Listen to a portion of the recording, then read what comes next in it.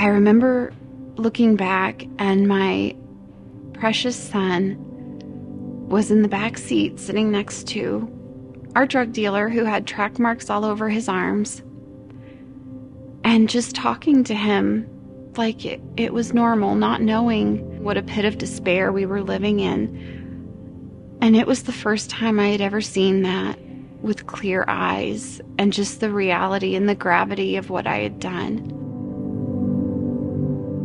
I was born into a Christian home. I always knew that I wanted to be a wife and a mom. When I was 21 years old, I met the man who would later become my husband.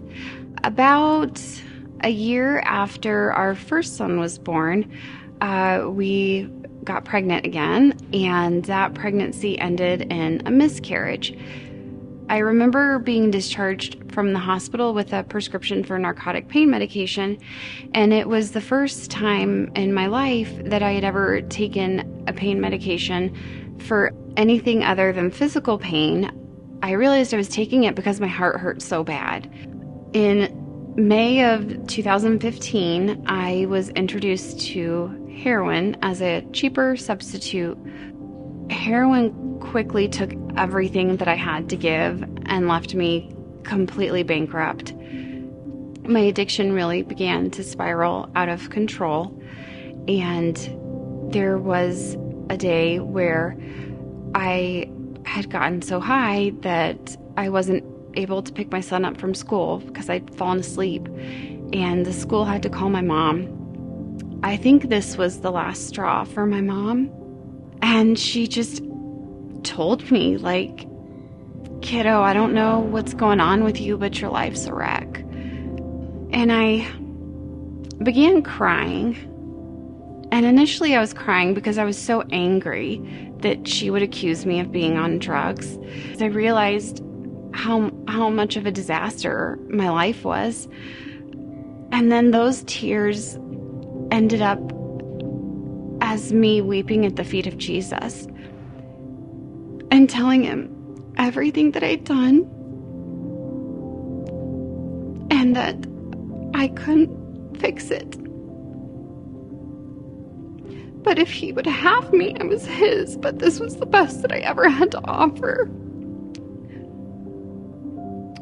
And I went to bed that night, and I smoked heroin before I went to bed. And I woke up the next morning and I smoked heroin. I began praying, and they were really basic and self-centered prayers, you know. But I knew that God heard me. I told my husband at the time, I said, we need help.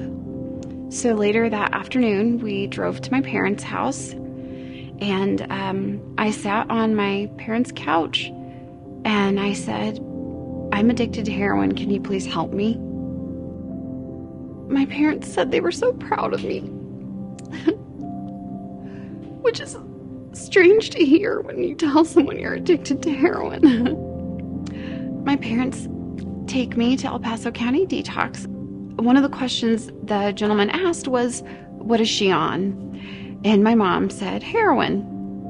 And I will never forget, he puts down his pen, turns his seat towards my mom, and says, "I'm so sorry. They don't recover." And my mom looked at me after he left, and she said, "You're my baby, and you're fierce." And I went to bed that night in a foreign place, unsure of what the next day held. But I was so full of hope, and I knew that God had delivered me. After living in the sober home for about 4 months, the boys and I were able to move in to an apartment, just the three of us. I used to wake up in the middle of the night and I couldn't fall back asleep. So I started waking up and journaling and reading my Bible. I would just pray and cry and beg for the lives of my children and the souls of my children, that their life would not be determined by my choices, that God would redeem them, and heal their hearts and their lives. It was during my darkest moment, when I had no hope, that God showed his extravagant love for me. He picked me up and carried me out of my grave. My scars are the story of God's love for me. Cry out to Jesus. He's waiting, and you can do it. You're fierce.